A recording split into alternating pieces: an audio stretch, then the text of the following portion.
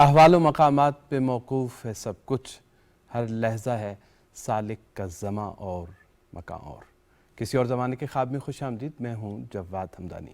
ناظرین، صوفیاء کی کتب میں امہات کتب جنہیں کہا جاتا ہے، ان سے لے کر اور آج جو جدید زمانے تک مختلف کتب لکھی گئیں اس موضوع کے حوالے سے، وہاں پہ دو اصطلاحات بکثرت دیکھنے کو ملتی ہیں، پڑھنے کو ملتی ہیں۔ ایک ہے احوال اور ایک ہے مقامات۔ احوال و مقامات کیا ہیں؟ آج کے پروگرام میں اس حوالے سے بات کریں گے، اور خاص طور پر مقامات کی تعریف کو سمجھنے کی کوشش کریں گے، بزرگان اس حوالے سے کیا کہتے ہیں، اور مقامات کی جو مختلف اقسام ہیں اس حوالے سے جہاں تک ممکن ہوا آج کے پروگرام میں بات کریں گے۔ ہمارے ساتھ ہمیشہ کی طرح موجود ہیں ظفر اللہ خان صاحب، پروگرام میں خوش آمدید، تشریف آوری کا بہت بہت شکریہ۔ سفر سے بخیریت واپسی بھی ہو گئی، اور اس سفر کے احوال اور مقامات الگ سے کسی موضوع کسی نشست میں آپ سے سنیں گے۔ صوفیاء کی کتب میں ہمیں مقامات کا لفظ سننے کو ملتا ہے۔ صوفیاء مقامات کس کو کہتے ہیں اور اس سے ان کی مراد کیا ہے؟ بسم اللہ الرحمن الرحیم۔ رب اشرح لی صدری ویسر لی امری، اللہم صلی علی محمد وعلی آل محمد وبارک وسلم۔ اللہ نے ہمیں توفیق دی کہ میں ابھی اندلس گیا تھا۔ اندلس اسپین کا ایک علاقہ ہے جہاں مسلمانوں کی کم و بیش 800 سال حکومت رہی ہے، یورپ میں ہے۔ 711 میں طارق ابن زیاد اور پھر موسیٰ ابن نصیر گئے۔ اس وقت امویوں کے الولید کی حکومت تھی، غالباً یہ عبد الملک کی تھی، لیکن بعد 711 میں، اور وہاں پھر ایک شاندار تہذیب بنی۔ قرطبہ کی آبادی، جب ہمارا وہ حکومت تھا، دارالحکومت تھا قرطبہ، جس کو اب کہتے ہیں قردبہ، جہاں سب سے مشہور مسجد ہے مسجد قرطبہ، جس پہ علامہ اقبال رحمۃ اللہ علیہ کی شاندار نظم ہے، جس کو اردو زبان کا تاج محل کہتے ہیں۔ کمال کیا نظم، خوبصورت کیا خوبصورت نظم۔ تو وہ شہر جو ہے 5 لاکھ اس کی آبادی تھی، 70 لائبریریاں تھیں، 300 پبلک حمام تھے، ہسپتال تھے، بیمارستان کہتے تھے ہسپتال، تو وہ علم کا مرکز تھا۔ 756 میں، دیٹ مین کہ نبی پاک صلی اللہ علیہ وسلم سے کوئی تھوڑا 100-150 سال بعد، وہاں انہوں نے مسجد قرطبہ کی بنیاد رکھی۔ کھجور کے درخت لگائے، وہ آج بھی کھڑے ہیں۔ تو اللہ ہر ایک کو وہاں لے جائے۔ مسجد میں چرچ بنے ہوئے ہیں، چھوٹے بہت سارے، تو جانے نہیں دیتے، مطلب جانے تو ہم دیتے ہیں لیکن وہ نماز وغیرہ نہیں پڑھنے دیتے۔ تو میں نے اس دفعہ، میں جب بھی جاتا ہوں تو میری خواہش ہوتی ہے کہ نماز پڑھی جائے۔ علامہ اقبال رحمۃ اللہ علیہ کے بارے میں کہا جاتا ہے کہ انہوں نے ان سے اجازت لی تھی، چونکہ یہ حکومت کی دعوت پہ گئے تھے تقریر کرنے میڈرڈ میں، تو انہوں نے وہاں اذان دی تھی اور نماز پڑھی۔ وہ بہت مشہور ان کا تصویر چلتی رہتی ہے۔ اب تو نہیں اجازت دیتے، بلکہ غالباً سزا ہے 3 سال، جو نماز پڑھے گا وہاں سزا دیتے ہیں۔ جو کچھ سالوں بعد پہلے مسلمان چلے جاتے تھے اور وہاں اذانیں دیتے تھے، تو بہرحال وہ انہوں نے چرچ بنائے ہوئے ہیں، اور بلکہ میوزیم بنایا ہوا ہے بیسیکلی، لیکن کہتے ہیں مسجد میوزیم، انہوں نے نام رکھا ہوا ہے، چھوڑا نہیں۔ اس کی ایک چیز بڑی انٹرسٹنگ ہے، وہ ہمارے خاص طور پہ نوجوانوں کے لیے، وہ مسجدوں کے مینار بہت بڑے بناتے ہیں اندلس میں، اسپین میں۔ یہ جو مسجد قرطبہ کا مینار ہے نا، یہ بہت اونچا ہے۔ اچھا، ہاں، اس کے اندر سیڑھیاں ہوتی ہیں پتھر کی، اور وہ اس پہ گھوڑے پہ بیٹھ کے نا اوپر کھڑے ہوتے تھے مینار پہ۔ اب یہ نئی بات ہے، دنیا میں کہیں بھی نہیں ہے کہ مینار کے اندر سیڑھیاں جا رہی ہیں اور وہ مؤذن جو ہے مولوی صاحب، وہ گھوڑے پہ بیٹھا ہوا ہے اور وہ جا رہا ہے، اور چھت پہ جب اس کی 4th 5th 10th منزل پہ جائے گا مینار کی، اوپر چڑھ جائے گا، وہاں سے اذان دے گا۔ اچھا، اب بھی یہ مسلمانوں کی جو مسجد ہے، وہاں 500 سال بعد ایک مسجد بنی ہے۔ میں ابھی گیا تھا، مجھے اللہ نے موقع دیا، وہاں میں نے بھی اذان دی وہاں۔ انہوں نے کہی کہ آپ اذان دیں، تو وہ بھی آپ کو، مجھے بھی ان 3-4 منزلیں چڑھ کے نا پھر اوپر چڑھ کے اذان دیتے۔ اچھا، تو بہرحال وہ اللہ کا، کبھی اللہ موقع دے ہر مسلمان وہاں جائے۔ مسلمانوں کی وہاں بہت خوشی بھی ہوتی ہے، تکلیف بھی بہت تکلیف ہوتی ہے اس علاقے کو۔ اقبال نے سسلی سے گزرتے ہوئے کہا نا کہ دیکھ وہ نظر آتا ہے تہذیب حجازی کا مزار، ہماری تہذیب کا یہ مزار ہے۔ تو بہرحال اللہ نے میں موقع دیا، وہاں گیا، اور وہاں بھی اچھی بات یہ ہے کہ اسلام کا صوفیانہ تصور اسپین میں غالب آ رہا ہے۔ وہاں خانقاہیں بنی ہوئی ہیں، مسجدیں بنی ہوئی ہیں، زیادہ تر صوفی ہیں، ٹھنڈا میٹھا پیار والا اسلام ہے۔ تو اسی کے اندر ان کی ہی کیفیات میں سے کیفیت مقام کی ہوتی ہے جو عام طور پہ ہم استعمال کرتے ہیں، جس کو اقبال نے طنزاً کہا نا کہ وہ سالک مقامات میں کھو گیا۔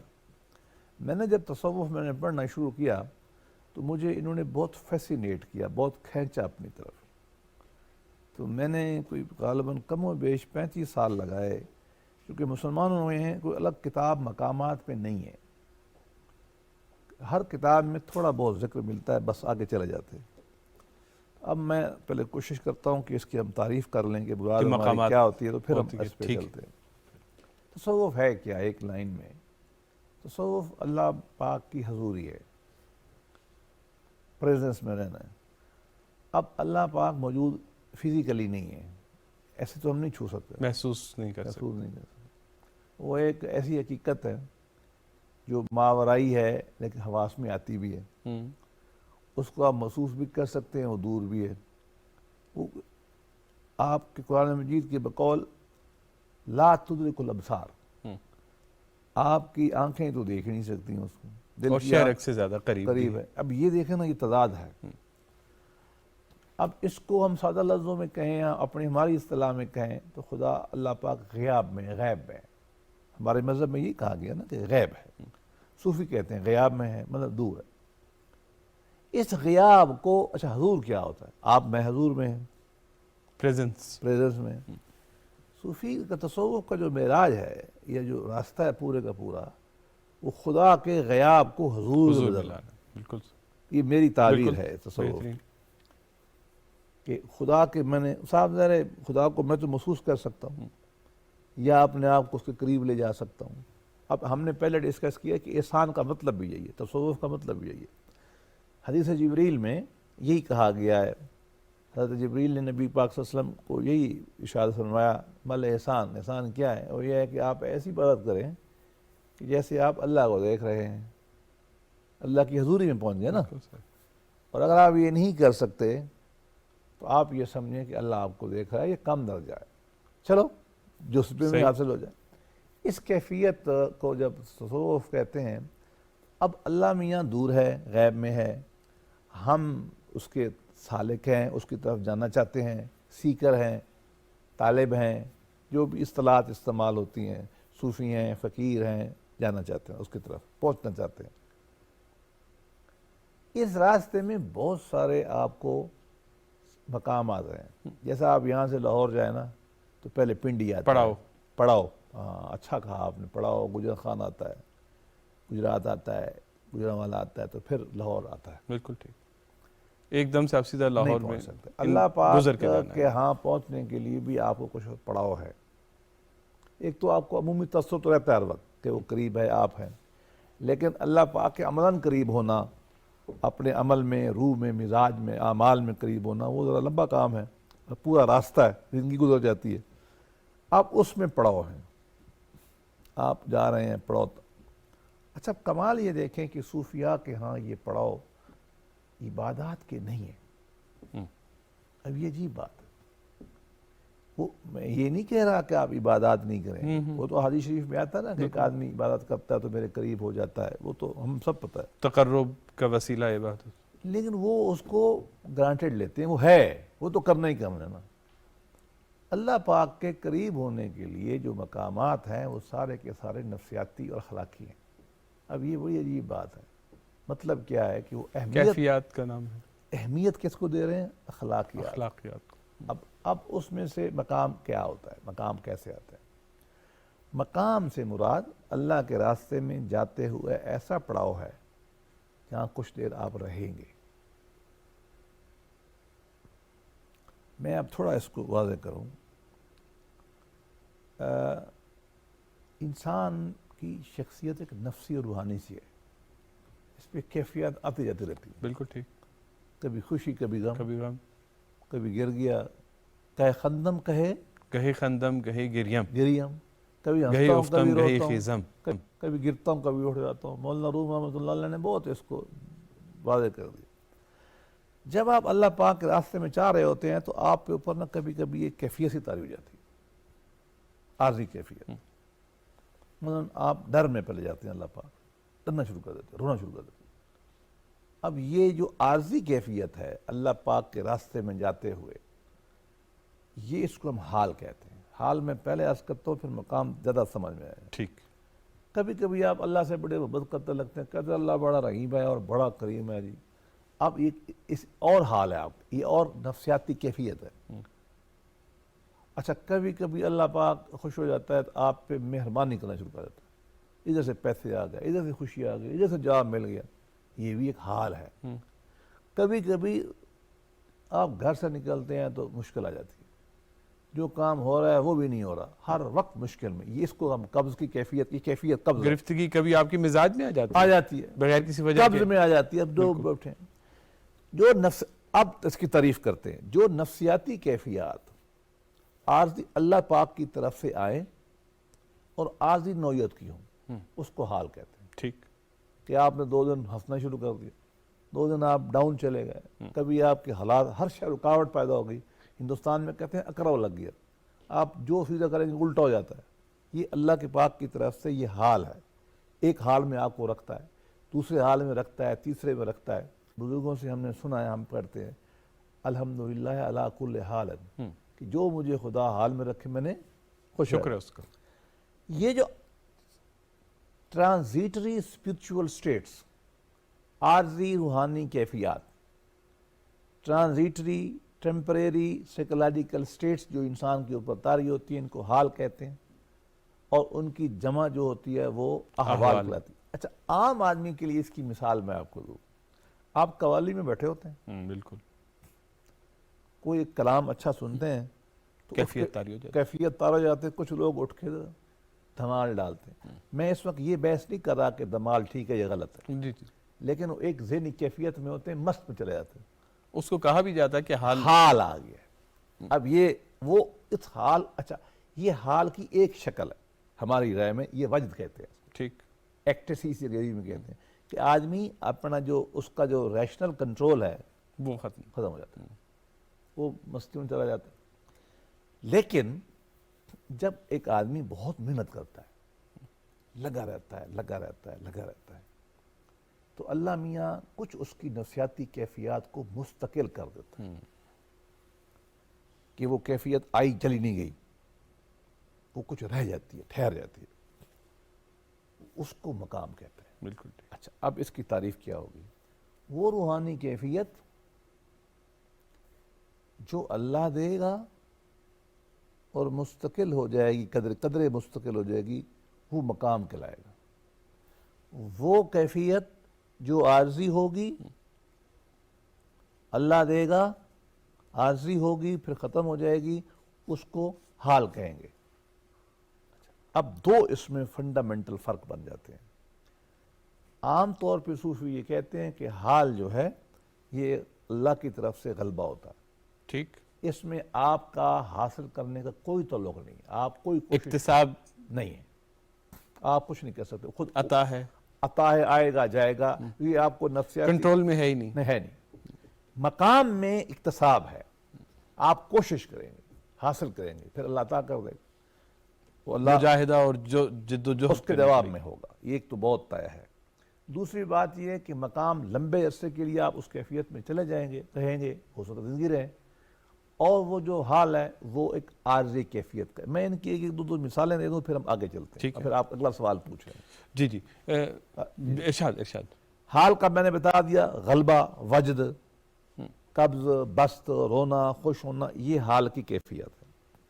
مقامات میں توبہ ایک مقام ہے کہ آپ توبہ کر کے اللہ کے ساتھ جڑے رہے، پھر واپس نہیں آتے.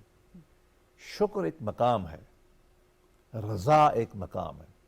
اب صوفیاء کے ہاں ان تمام کے مفاہیم ذرا مختلف ہیں. ٹھیک. ہاں اس پہ بالکل اور بعد میں آئیں گے، لیکن فی الحال میں نے مثال دے دی تو یہ ایک ہماری تعریف بنتی ہے حال اور مقام. تو کیا جو مقامات ہیں ان کی تعداد معین ہے یا ان کی اصطلاحات معین ہیں یا مختلف ہیں؟ بہت اچھی بات. دیکھیے یہ چونکہ خالص روحانی اور نفسی کیفیت ہے، اور صوفیاء نے ان کو اپنے تجربے سے سیکھا ہے قرآن و حدیث کی روشنی میں، جو پھر انسان کی نفسی کیفیت ہوتی ہے۔ دونوں ملا رہا ہوں میں، ایک تو اللہ پاک نے کچھ چیزیں قرآن مجید میں، نبی کریم صلی اللہ علیہ وسلم نے کچھ احادیث میں چیزوں کا اشارہ کیا، کچھ جب لوگ اس نفسیاتی اور روحانی سفر پہ چلے ان پہ کچھ کیفیات ہوئیں تو وہ انہوں نے انومریٹ کری، لکھنی شروع کر دی۔ کم سے کم 7 مقام بتائے جاتے ہیں بڑی کتابوں میں۔ اگر آپ کشف المحجوب میں چلے جائیں گے حضرت داتا گنج بخش رحمۃ اللہ علیہ کتاب میں غالباً 7 ہیں، ٹھیک، کسی نے 11 لکھے ہیں، کسی نے 9 لکھے ہیں، لیکن اگر ان تمام کو آپ اکٹھا کر لیں تو 12 بنتے ہیں۔ ٹھیک، میں نے جب اپنی کتاب لکھی تو میرا اس وقت تک جو میرا مطالعہ تھا وہ 11 تک کا تھا، میں نے 11 اس پہ لکھے، اور بعد میں میرا صاحب ہم سیکھتے ہیں جب میرا مزید مطالعہ میں نے کیا تو مجھے معلوم ہوا کہ نہیں، ایک اور بھی مقام ہے جو بہت اہم ہے، صحیح، اور وہ پھر میں نے اب 12 اگلے میری کتاب آ رہی ہے ابھی اس کے ایڈیشن میں 12 ہیں، تو مقامات 12، احوال بہت زیادہ ہیں۔ جو عطار کی کتاب ہے منطق الطیر، اس میں وہ 7 وادیوں کا ذکر کرتے ہیں، کیا یہ 7 وادیاں بھی مقامات میں آئیں گی یا یہ کوئی پیرلل ایک اور؟ وہ بالکل ڈیفرنٹ ہے، ٹھیک ہے، اس میں حسد ہے، وہ انا ہے، کیونکہ وہاں پہ توبہ، رضا اور یہ ان کا ذکر ہے۔ اصل میں ایک جگہ پہ عشق کا ذکر آتا ہے، بس میں نے کہا نا کہ یہ وہ چیز ہے جو نفسی اور ذاتی بھی ہے نا، ٹھیک، ہر آدمی نے اپنا زور لگایا۔ یہ کتاب چونکہ ایلیگوریکل ہے نا، یہ کتاب ادبی کتاب ہے، ماسٹر پیس ہے، بالکل ٹھیک۔ اب ادب میں آپ کو پتہ ہے لبرٹی آپ لے سکتے ہیں، لبرٹی بھی لیتے ہیں اور آپ کے لیے ضروری بھی نہیں ہے، اور چونکہ وہ فکشن ہے آپ کے لیے ضرورت نہیں ہوتی کہ آپ حقیقت یا قریب رہیں، اس کے بالکل چونکہ وہ مطابق کیا کہتے ہیں کچھ بنتی نہیں بادہ و ساغر کہے بغیر، تو اس کام میں وہ عطار کی کتاب جو ہے وہ ہمارے لیے سٹینڈرڈ یہاں پہ جو ہے وہ شاید موضوع نہ ہو، نہیں ہے، لیکن کم و بیش آپ کی بات بالکل صحیح ہے کہ وہ مقامات ہی ہیں، لیکن وہ کلاسیکل تعریف میں شاید ہم انہیں شامل نہ کریں، لیکن ہیں مقامات ہی۔ اچھا، آپ نے ذکر کیا مقامات میں سے مقام توبہ کا، اور پھر آپ نے یہ بھی کہا کہ صوفیاء کے ہاں یہی چیزیں جو ہیں، توبہ ہو گئی، رضا ہو گئی وغیرہ وغیرہ، ان کے الگ مفاہیم ہیں۔ توبہ کا مفہوم کیا ہے اور خاص طور پر صوفیاء کے نقطہ نظر سے؟ یہ تمام اصطلاحات جو مقامات میں ہم استعمال کریں گے نا، اگر آپ گفتگو جاری رکھیں گے تو 12 پہ، اس کی ہر بات کے کئی درجے ہوں گے، اور میرا خیال میں یہ اچھی بات ہے۔ ایک عام آدمی توبہ کرتا نا، اور ایک اللہ والا بھی توبہ کرتا، اب دونوں میں فرق ہے۔ اب میں آپ کو یہیں سے مثال دے دیتا ہوں تو پھر ہم آگے بڑھتے ہیں۔ میں عام آدمی ہوں، مجھ سے کوئی غلطی ہو گئی، پھر مجھ سے احساس ہوا کہ میں نے غلطی کی ہے، میں کیا کروں گا؟ کہوں گا استغفر اللہ، اللہ مجھ سے غلطی ہو گئی، پھر میں کیا کروں گا؟ اگر کسی کی حق تلافی ہوئی تو میں اس کی معافی مانگ لوں گا، پورا کر لوں گا، آئندہ نہ کرنے کا وعدہ کروں گا۔ تو توبہ کہتے ہیں رجوع کرنے کو، لوٹ آنے کو، مڑ آنے کو، ریٹرن بیک۔ میں نے غلطی کی اور میں اللہ کی طرف واپس آ گیا، یہ ایک تصور توبہ ہے، مستند ہے، احادیث شریف میں ملتا ہے۔ سیدنا علی رضی اللہ عنہ کی نے جو توبہ کی تعریف کی ہے وہ یہی ہے، میرے نزدیک عامی ہوں میں، میرے نزدیک یہ توبہ۔ یہ بات کلیئر ہے؟ ٹھیک، اب آئیے انتہا، ابھی آپ کو مسئلہ سمجھ میں آ جائے گا کہ یہ صوفی کی توبہ میں اور عام آدمی کی توبہ میں فرق کیا ہے۔ میں اب حدیث سے مثال دوں، نازک بات ہے لیکن کمال کی بات ہے۔ نبی کریم صلی اللہ علیہ وسلم دن میں 70 بار استغفار پڑھتے تھے، استغفار ہے توبہ، اللہ میں معافی مانگتا ہوں، یہ ہے نا، بالکل، یہ حدیث شریف ہے۔ اب دوسری طرف دیکھیں، میرا ایمان ہے کہ نبی غلطی نہیں کرتا، اب فنی اصطلاح میں ہم کہتے ہیں معصوم عن الخطا، خطا ہے کہ نبی از فری فرام ایرر۔ ہمارے شیعہ دوستوں کے ہاں امام بھی معصوم الخطا ہے، لیکن سنیوں کے ہاں امام معصوم الخطا نہیں ہے، لیکن نبی تو انبیاء کی عصمت کا، گویا کہ ہماری دونوں بڑی روایتوں سے یہ بات ثابت ہو گئی، اور خوشی میں اختلاف نہیں رہا کہ نبی کریم صلی اللہ علیہ وسلم، جو بھی یہ سب معصوم۔ پاک صاف. اب ایک آدمی ہے، ایک بشر ہے، ایک نبی ہے، ایک رسول ہے، ایک پیغمبر ہے. ایک طرف وہ انسان ہے اور ایک طرف وہ معصوم ہے. اور وہ معصوم کو توبہ کی کیا ضرورت ہے؟ وہ کیوں استغفار کرے گا؟ وہ کیوں کہے گا یہ کہ میرے نازک گناہ مسئلہ ہے نا. بالکل ایسی. اب دیکھیے، اب جواب سنیں گے نا صوفیاء کا جواب تو پھر آپ کو سمجھ آ جائے گی کہ صوفی توبہ کو کس معنی میں لیتا ہے. اس کا جواب جو منسوب ہے نا شمس تبریز سے، جو میرے استاد ہیں، میرے مرشد ہیں، یا مولانا روم کے استاد ہیں، وہ کہتے ہیں ان سے کسی نے پوچھا، غالباً رومی نے یا کس نے، کہ مجھے سمجھ نہیں آئی اس بات کی کہ نبی معصوم الخطا ہے، انبیاء کا سردار ہے، رحمت للعالمین ہے، وہ پھر بھی توبہ کرتا ہے، کس لیے؟ کیا ضرورت ہے؟ انہوں نے فرمایا دیکھو، آج اللہ کا جو قرب حاصل ہے نا نبی کو، اگلا دن وہ قرب میں اور اضافہ ہو جاتا ہے، وہ اللہ کے اور قریب پہنچ جاتے ہیں. وہ جب مڑ کے دیکھتے ہیں نا کل کو، اس پہ توبہ کرتے ہیں کہ مجھے کل کم قرب حاصل تھا. ہر لمحے وہ آگے جا رہا ہے، ہر لمحے اللہ کے قریب جا رہا ہے، ہر لمحے پتہ نہیں کیا رفتار ہوگی، وہ تو الگ بات ہے نا. لیکن اعلیٰ کیفیت آج بھی ہے، کل والی اعلیٰ تر ہے، آنے والے کل کی آ گئی ہے. وہ جو پیچھے دیکھتا ہے نا، کہتے میں کہاں پہ تھا. اب اس کی نومیریکل مثال دوں کامن مین کے لیے. وہ کہتے ہیں کہ عام آدمی کو فرض کے 100 روپے حاصل ہے، امیر ہے، کل اس کو 500 مل جاتے ہیں، پیچھے دیکھتا ہے، کہتا 100 تو کم تھے، کچھ نہیں تھا. اس پہ وہ توبہ کرتا ہے. اب آپ دیکھیے کہ یہ صوفی جو ہے نبی کے راستے پہ چلنے کی کوشش کرتا ہے، وہ جو اللہ کی قربت میں اس کو مقام حاصل ہے، وہ کل جو حاصل تھا اس کو پہ کمی پہ وہ استغفار کرتا. اب دیکھیں توبہ کا عجیب مفہوم ہے.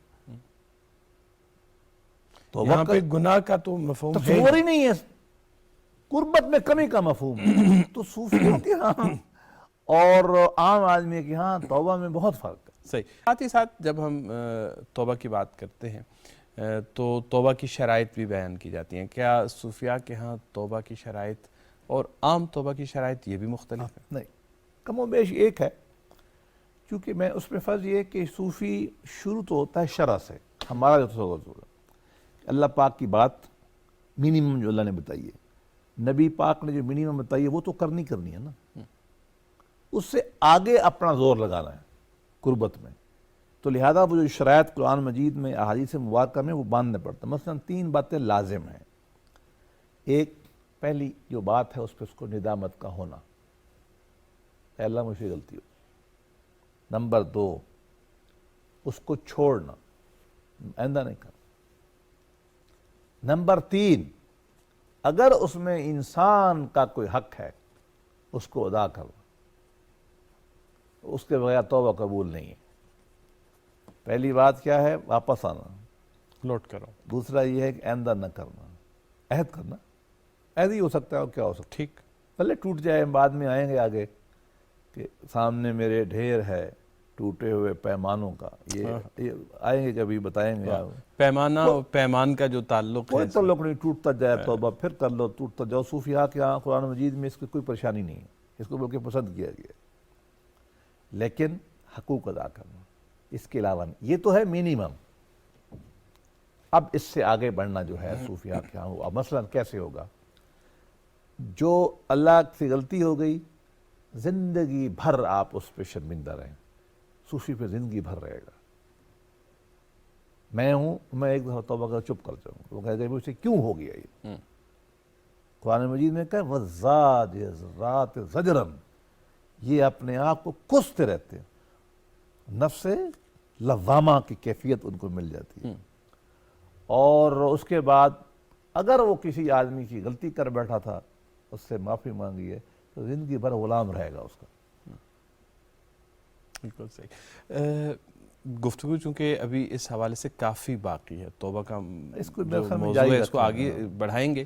اس کے اقسام کیا ہیں، مراد کیا ہے، کچھ واقعات کیا تھے. بار بار توبہ جو ہے کی جا سکتی ہے، توبہ توڑی جا سکتی ہے، اللہ ناراض تو نہیں ہوتا. یہ ساری چیزیں بڑی مسلمانوں کے ہاں کنٹروورشل بھی ہیں، اور اس کو ضرورت ہے. پتہ ہے کیوں؟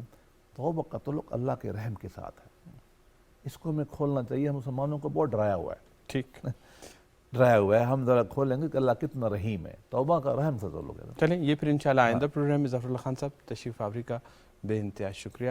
اور اس کے ساتھ ہی ناظرین پروگرام کا وقت ختم ہوا. احوال و مقامات کے حوالے سے ہماری گفتگو کا آغاز ہو چکا ہے، اور مقامات میں مقام توبہ پہ ہم پہنچ چکے ہیں، اور اسی کو اگلے پروگرام میں کوشش کریں گے آگے بڑھائیں.